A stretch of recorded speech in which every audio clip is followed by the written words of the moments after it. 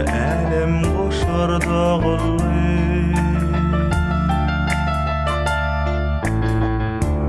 Ağıllaşıp gazlar geçti üstümden.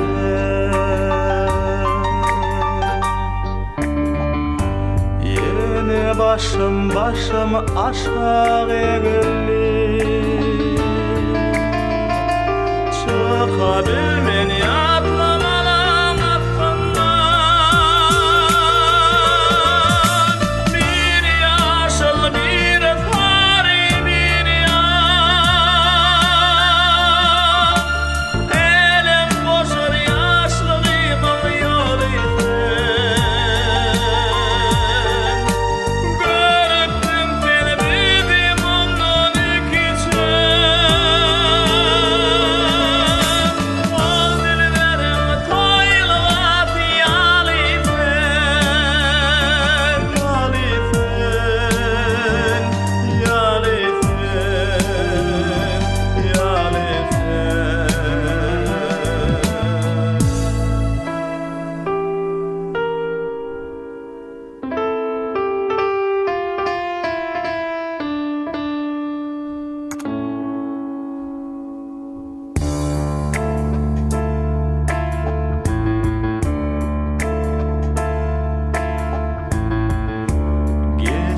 Var yar aylar yıllar kış yazlar.